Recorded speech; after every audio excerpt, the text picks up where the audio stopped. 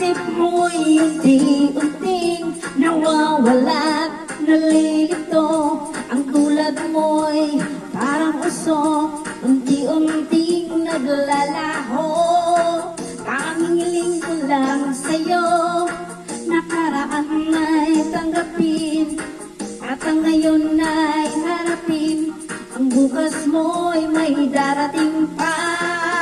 Huwag mo sanang damdamin, pagkat ito'y payo lamang mula sa aking kaibigan na sa'yo'y nagmamahal. Huwag mo sayangin ang panahon, pagkat ito'y may hangganan.